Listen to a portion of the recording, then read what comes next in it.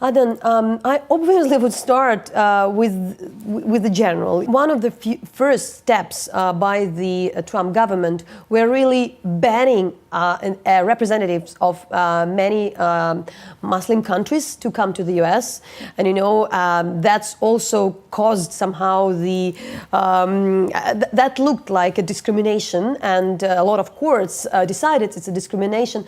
But really, how you describe the issue today, how you discuss in a way how the issue of integration of the Muslim community is these turbulent times when, after 9/11, anything connected to Muslim in the US and in some of the groups in Europe had become a very sensitive and controversial issue. So what would be your assessment of the situation? I would even say, going back before the Obama administration to the Bush administration, both of the previous two administrations since 9/11 have been very adamant in promoting closer relations with Muslim countries, with Muslim communities overseas.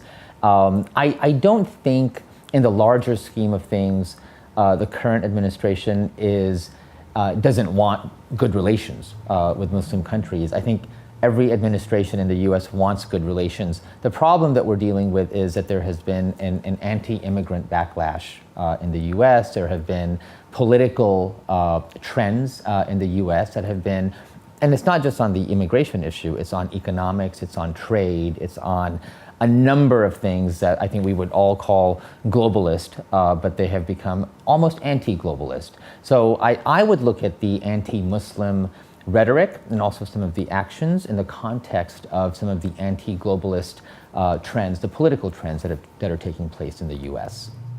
But at the same time, we hear, it's still, it's not just about the social media, but with a number of the conservative media, the anti-immigrant rhetoric is disproportionately high, and it's popular. I mean, when I traveled to the U.S., especially on the South, and especially in the rural America, there is this idea of a violent Muslim who can come and conquer our place. It's happening all over Europe and Eastern Europe and Central Europe. So really, do you think there is something really changed, and what we are dealing with, how we can deal with that? I think as government pulls back or figures itself out, I won't say pulls back, but as this current administration figures out what it needs to do. Let me tell you something. I work in the Obama administration. I also work in the Bush administration. Right after 9/11, there was a learning curve. Both administrations took some time to figure out how to deal with the world. There are many, many issues out there, and that this reactionary, anti-immigrant, anti-Muslim fringe, and I think it is a fringe. I don't think that it is a mainstream view. I think that there are some very, very loud voices on the very, very far, sort of very extreme right who are driving the agenda. I think over time what we will see is a softening and a coming to the center on these issues. And that's just, and I base that only having seen the last two administrations not be as extreme at the outset, but I think come to the center at the end. And I think we will see that. But why you would think it happens? Because it's all about threatening. And, it's a political tool, in fact, to mobilize your supporters when you put the picture of, somebody making a scapegoat of all our troubles, and it's on rise. And this is the, kind of a very convenient target, because yes, the terrorist attack in 9/11 happened. The radicalism is there. ISIS was there. It's in fact taking place in a lot of countries, if not even the US. We can speak about the France and the last years of the terrorist attack. So there is a Islamic terrorism in that regard. So which fuels this portraying of the Muslim community as somebody distant. So why you would think the things would change, and also what are the way out? You're speaking about that. There is a curve. The administration is thinking, but what are the things to do? So to be clear, I am not explaining away the Trump administration's policies. I find them reprehensible. I think some of the executive order that you mentioned at the beginning, the anti-Muslim, so-called anti-Muslim immigrant ban, has been challenged in the courts. It's working its way through. I am optimistic because I see what's happening outside government. I see what's happening in the philanthropic sector. I see what's happening in the corporate sector.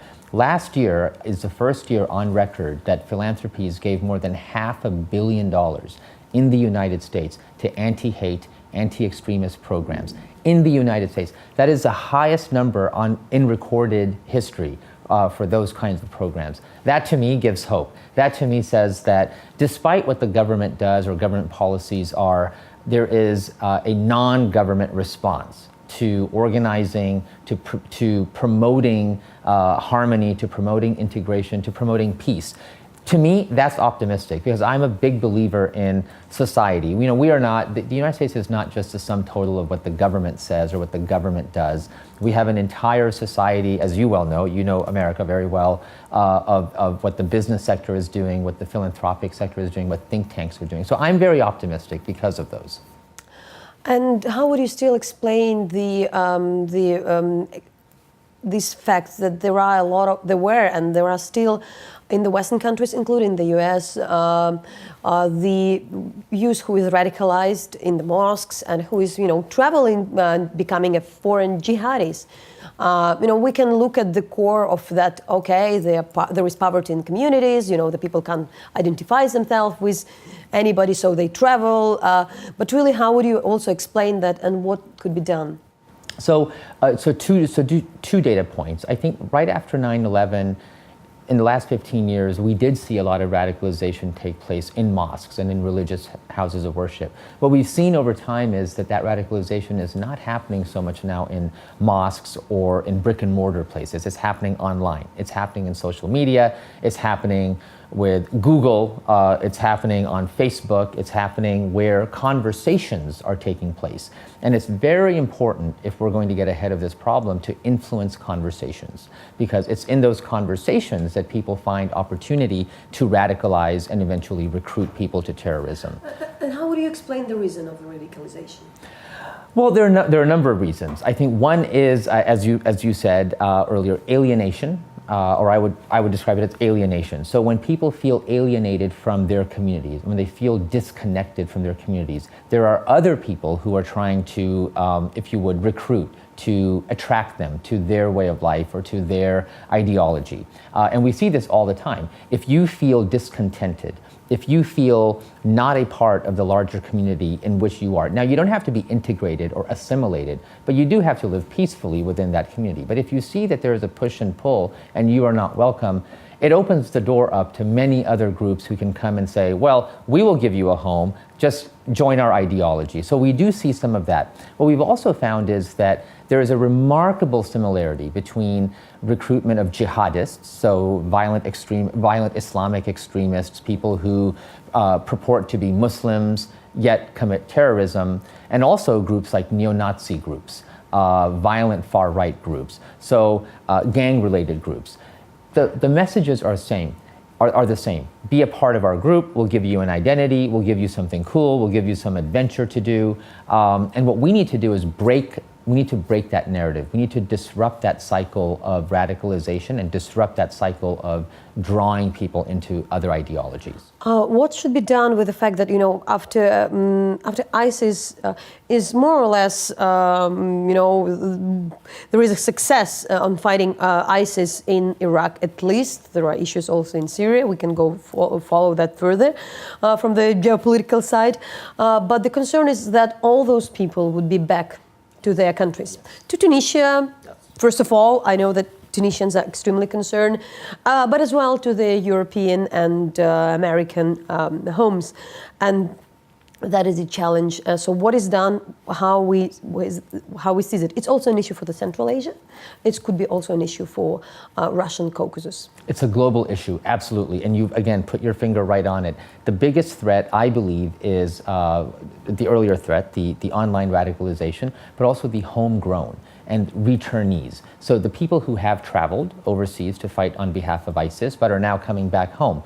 I would also say that in connection to those are the people who are now being directed to become radicalized at home. So homegrown, stay where you're at. We know very well, looking at ISIS propaganda, that they are saying to people, don't come, Don't come to Syria, don't come to Iraq, don't come fight in our lands. Stay where you're at because we want you to conduct attacks where you are. And we've unfortunately seen horrible examples of attacks in Germany and in France and the UK and Canada and the US that have been attributed to ISIS. So I think that we're going to see some more of these. I think that there is a threat out there that is exhibiting itself. What is your assessment? Is war on ISIS more or less won? No, I would not say it's one. I think, ISIS is, yes, it's an organization.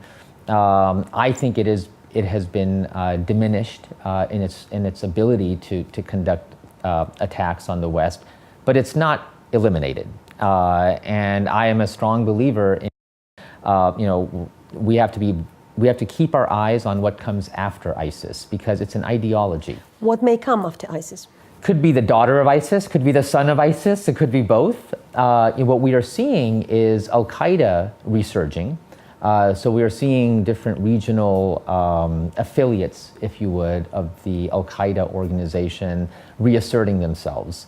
You're also starting to see alliances form between regional affiliates of Al-Qaeda and now self-styled affiliates of ISIS fighting elsewhere. And so I think you're seeing a sort of morphing. And the problem is, you can certainly debate between what their fine points are in the ideology, but you cannot debate that they are finding common cause against a common enemy. And the common enemy right now is liberal Western democracy. That is the biggest threat to ISIS and like-minded groups. And how would you explain? I mean, I think for a lot of people who are watching us, it's still very unclear how ISIS is run. You worked with security services as being a civil servant in the US, and a lot of people don't understand. How come this is such a complex structure, international? There should be some kind of mastermind behind that.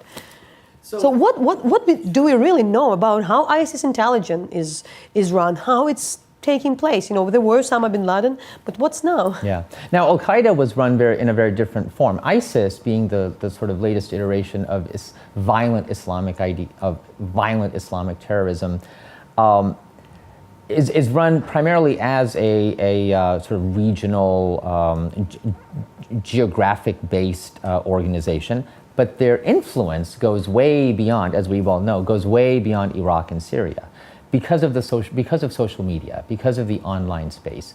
They have a network of what we call fanboys, or people out primarily in North America, but also in Europe, who amplify their messages. So they seem, in my mind, they seem much larger than they are in numbers. So their numbers are very small because they're running a shrinking physical territory. Who are those people? They are it's a various group. So they're a ragtag people who used to fight in Iraq. For example, they fought the coalition in the liberation of Iraq. Some of them have been fighting or started fighting Assad in Syria. They are basically people who are discontent with the current status quo. And they've become increasingly violent. Now, when they declared the Islamic State, it was as a way of pushing back both what they felt was anti-Islamic government in Iraq, an anti-Islamic government in Syria, and it's taken on more and more of a religious, obviously a religious tone. This is I would say it's a ragtag of people who haven't connected with other organizations. I am not discounting them. This is not, I'm not saying that they're, they have no strategy or they have no tactics. They're very sophisticated when it comes to propaganda. They're very sophisticated in even organizing their own sort of territory. So we found that they have sort of finance ministry-esque operations. They know how to tax people. They're ruthless in enforcing their rules on people. They will do public executions and so forth. So the public administration is not absent. They do know how to run their territory in a very, very horrific How way. come? So is it the combination of some people who used to serve in previous government, like in Iraq, and security service, as well with this kind of fundamentalist? Because Yes. usually we treat the fundamentalists as the people who are not well educated, who probably, are extremists in their views. So really, would you also explain that? Because it requires an effort. Yeah, and they are often the foot knowledge. soldiers. So the people who are, these are gross generalizations, but the people who are the foot soldiers and the people who are usually carrying out the day-to-day attacks are the ones who are, who don't have the background in public administration. Yes, I think you are absolutely right. There are people who were part of the Iraqi government, who were displaced after the liberation of Iraq, the war.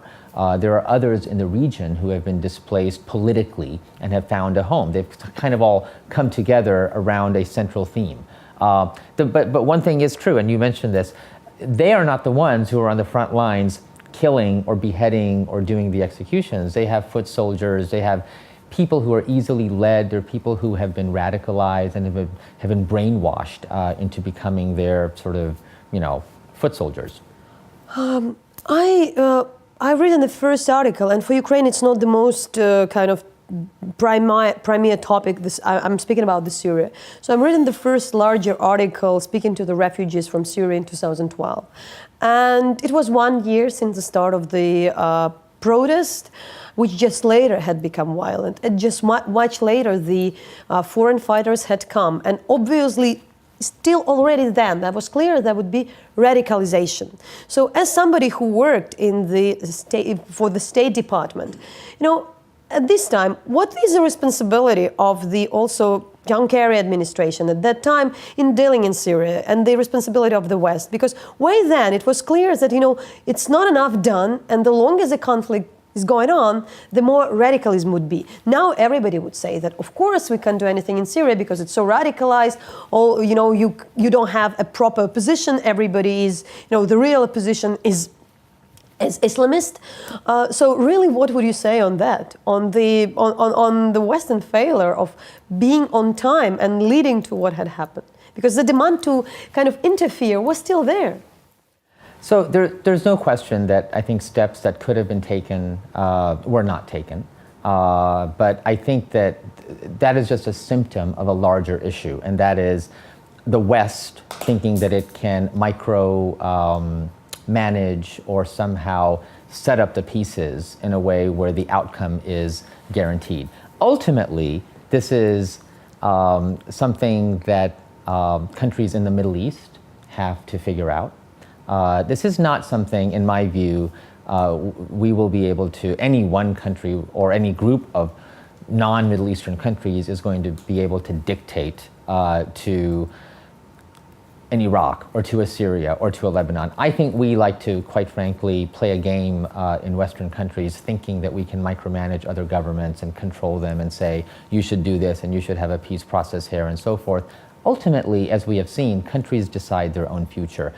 The role that we can play is to help countries, whether it's with economic development, whether it's being an honest broker, whether it's bringing the parties together. And we have, in my estimation, we have failed in that regard. We have not brought the parties together. We basically let it go and let it devolve deeper and deeper. But besides that, you said like the Muslim countries should decide themselves, but what you have now, the Syrian peace process is run by Russia, Turkey, and Iran.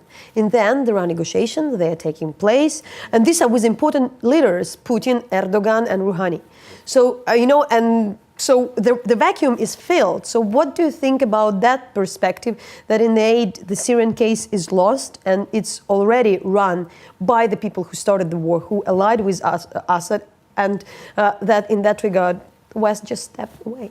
I would love to see the West be more active. I would love to see a push from Western governments for a more genuine peace process. But I would also like to see us include the Gulf Cooperation Council countries. I would love for us to include Saudi Arabia at the table and demand, not just include, but demand that Saudi Arabia be at the table. and take a more active role. Now, they're not always a positive actor, but I think that they can be a positive actor. I think that that is our role, is to create the table around which the right players can come. We've abdicated in large part that responsibility.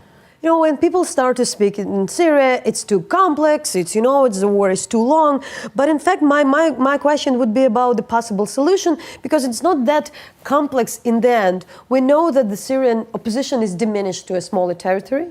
It's more or less surrendered. The more and more territories are controlled by the government, and yes, there was a strikes. And we now hear that there was with the support of the UK and France, US had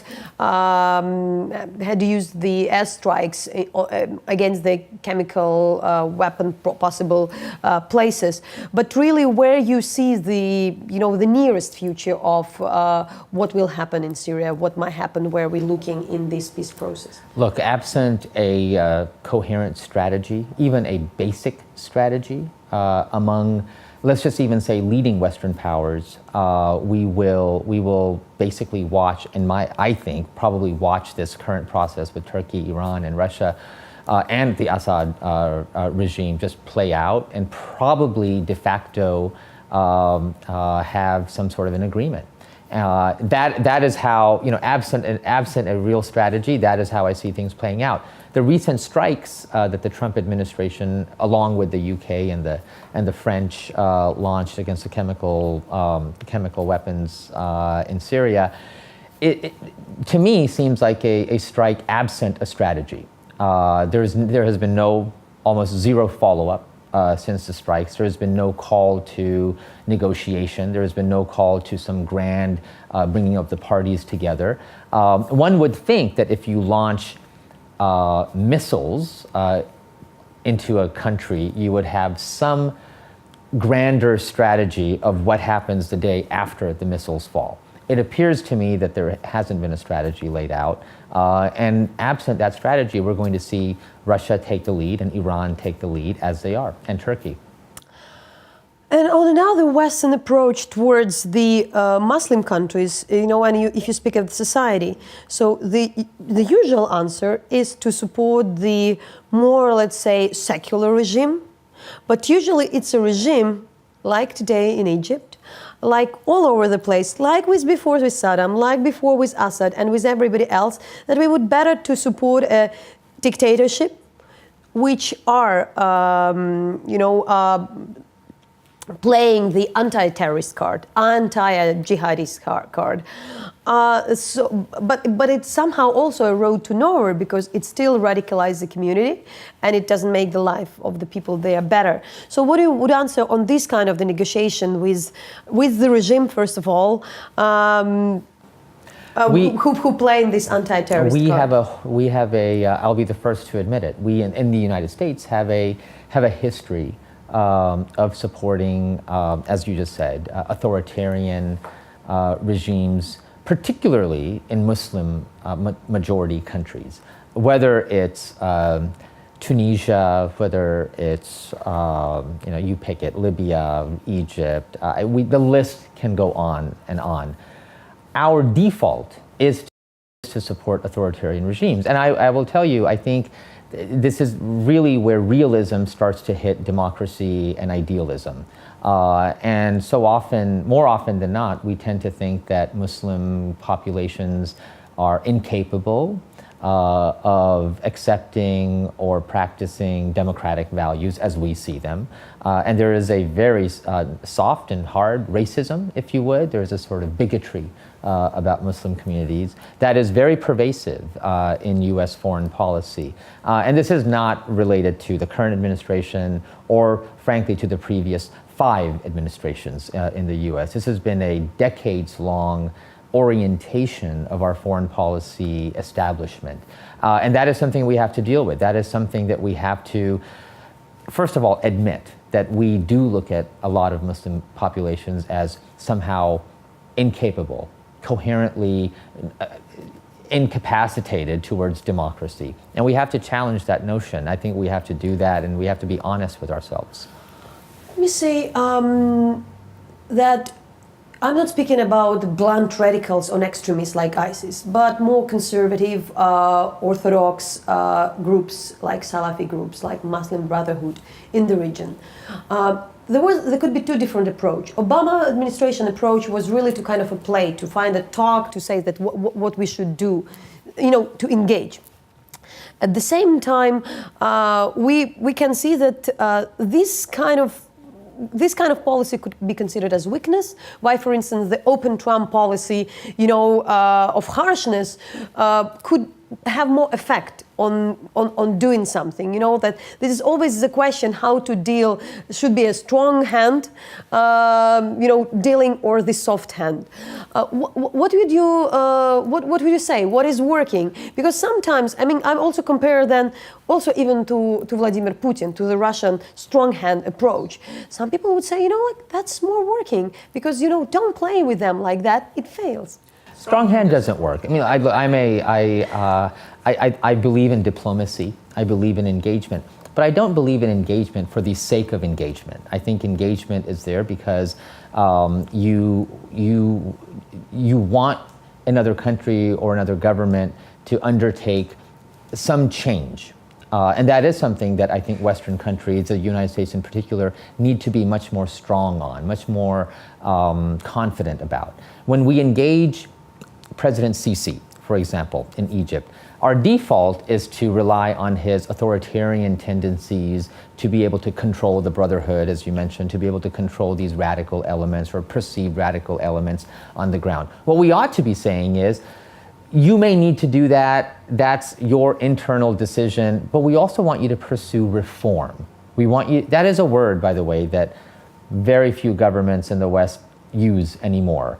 At the end of the Bush administration, we appointed an envoy to the Organization of Islamic Countries, the OIC, 54 countries, Muslim countries.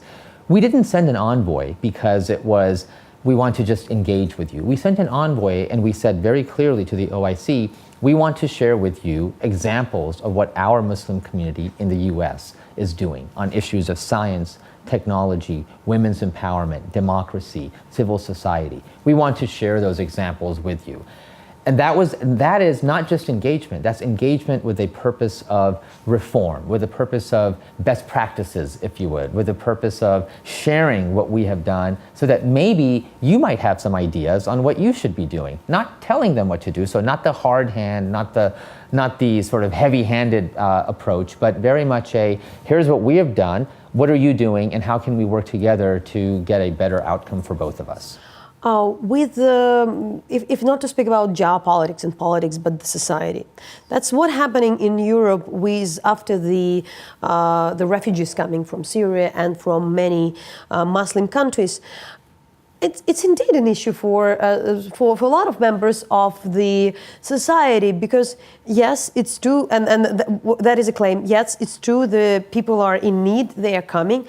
It could be that they live in Netherlands or in Belgium, but are not accepting any ideas about the freedom of speech or about the human rights, or the women could be in Paris but live in the same conditions and in Saudi Arabia, and that's sometimes used as a legitimate concern of the some members or some of the politicians. So how do you think that should be dealt in particularly? And it's true that some of the human rights organizations are they don't want to really to get into because they should say, okay, it's a local way of life, but somewhere it's indeed goes against what is considered to be Western values. So how you act with that, how you deal with that? I think governments should enforce their laws where they are at. I've heard stories of for example, honor killings taking place in courts, allowing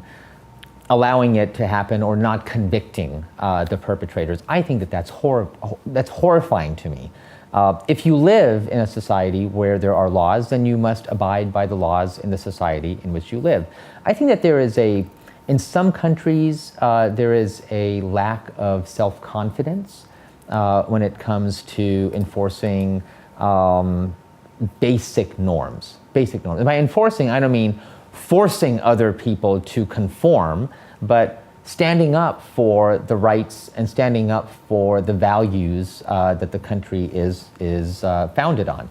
I think we've had some horrible examples of assuming that certain practices are religiously protected. I think that there are certain things that are beyond the pale. I don't think that subjugating other people under the guise of religion is somehow an accepted practice. And I think that we should be stronger about enforcing our own values and standing up for our own values. We don't do that consistently. And then how you then also explain this, I won't say radicalization, but it's true that in many countries they are becoming more conservative. Yes. Egypt is becoming more conservative, Tunisia and many more. You know, they haven't been like that in 70s and anything. Yeah. So what is in the core of that? Because it's not about radicalization, but it's true that those countries are, the liberties which were there are not there any longer. At least like even Palestine as well, for instance. Look, I mean, there are a number of answers. First, in my mind, having been in government for a number of years, we in the United States have completely taken the pressure off of what we call public diplomacy. So promoting our values overseas, promoting things like democracy, liberal values, even when it gets into the economic realm, openness, we have taken the foot off of the accelerator. We are not promoting those things the way we have in the past. And that is having a predictable impact in other societies because guess what? There are other people who are promoting conservative values. There are other people who are promoting very top-down authoritarian control on their populations. When there's no other pressure coming, there's no other voice that's being heard, I think the logical conclusion is that people will become more conservative. They'll become more controlled. You see this, like you said, in Egypt. You see this in Saudi Arabia. You see this, which has always been very, very controlled. You see it in other places. Yet, indeed, maybe not to challenge it, is the generally Muslim world becoming more or less religious? I would say it's becoming more religious. But it's a different kind of religion. Because you're also seeing in 1.4 billion Muslims, you're seeing a youth bulge of somewhere between 60 to 65% of the population under the age of 20. Under the age of 20. Now imagine this group and the bulge that it will create in the world over the next 2-3 generations.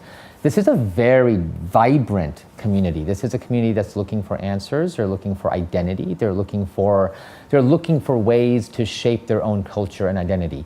You mentioned violent extremists and the jihadists. They're out there. They're trying to influence this. But you also have a very strong push from what we would consider to be Western brands or Western ideals. Everyone who has an Apple phone or has apps and so forth, and they're running around too. It's a battle. It's a battle. I don't because on the Apple phone you can have also the Twitter and following ISIS. You absolutely can, and it's a 24/7 battle. It's a battle of ideas. It's a battle of ideologies. Right now, what I am mostly concerned about is that we are increasingly absent in that conversation and in that battle. We have often retrenched. We're talking about walls. We're talking about putting up barriers. We're talking about tearing down trade agreements. We're talking about, as you said, supporting authoritarian regimes. We're not talking about the values that actually unite the Western world, and I don't mean this in a geographic sense, but the Western world in an ideological sense. We're talking about the things that actually push people away. So I'm deeply concerned that in that global conversation, we are becoming absent. How would you appeal would explain an appeal of some of these authoritarian regimes and as well the radicals towards Russia? Because we can see, when we follow the rhetorics on social media elsewhere, usually they would, despite everything which happened in Syria, we see that, they still Vladimir Putin is a strong leader. And of course, it can be on the anti-American mood, but really to what extent it's now an issue? To what extent Russia is also leading part of that? I think again, when the more we step away from the global stage and the more we retrench from being in the global international conversation. And the more countries like Russia, and I would put China as well into that conversation, the more countries like that take a more center stage on global politics. Yes, I think that the logical conclusion there is that countries will look at them as strong leaders. They will respect that. They will respect that strength. They will respect that activity, that sense of being present. You know, being present in global politics is 90% of the challenge. Being there and people seeing you as an example is 90% of it. Then you have the 10% conversation. Maybe the numbers are a little bit off, but being present is essential. And right now, you know, whether it's Putin or whether it's Beijing, they're present and they are leading conversations, and they're not abashed about what they stand for. And my final, I raised it before, but I think we'll do that during the interview. Ukraine has its own Crimean Tatar Muslim community, and as somebody who traveled to Crimea and following the issue, there is a huge violation against the right of the Crimean Tatars, in particularly accused of extremism and terrorism by the fact that they are Muslim minority. And what we see, and that what I saw, that many law enforcement agents are coming from the Caucasus, from the places in Russia where there is a violent extremism. It was never in Crimea. But when the law enforcement acts in a way that it acts against the real extremists, it kind of starts the process when the community is alienated on the issue of religion. Because we know that there are the searches in the mosques, and then people, you know, there is a clash between the states and the religion. And that my growing concern is to what extent it's a risk for the community if in a secular community, the fathers would be arrested with the religious accusations. To what extent it's a risk for the kids later to become radicalized if they don't see any other, rather than any other legal way to defend themselves? No, it's a big risk. In the example that you shared, you know, role models are important. Role models to the next generation are essential. If you don't have role models, if you can't look up to your father's generation or your mother's generation and say, this is how I can model my behavior, this is how I can progress and grow. If you don't have that, or if you see that being punished, or if you see that being arrested or controlled in some way, shape, or form, that has very negative implications for how you will develop. And I'm very concerned. And it's not just in Crimea that this is happening. Do you have these kind of examples of that kind? So I think that we have seen in other parts of the world where communities have been harshly treated, and you see, like you said, houses of worship. Regardless of which house of worship it is. It can be a synagogue, it can be a church, it can be a mosque. You know, let me just reverse it just for a moment. In Saudi Arabia, if there was a church, they don't have any churches in Saudi Arabia, but if there was a church, or let's just take Egypt, where a Coptic church is firebombed, is attacked, which it has been, unfortunately, and dozens have been killed. Dozens of Christian worshipers have been killed. What does that do to the Christian community in Egypt? A, it makes them feel completely unsafe. It makes them feel unwelcome, and they leave. And that is the design. That is the design of the people who attack churches in Egypt. They don't want Christians. They don't want Coptic Christians in Egypt. They want them to leave. This is the radicalization of Egypt. And the government, of course, I think the government is looking the other way while these attacks are happening, despite what they may say publicly. They are looking the other way when it comes to investigating who's conducting these attacks. It's the same thing that you've described to me in Crimea.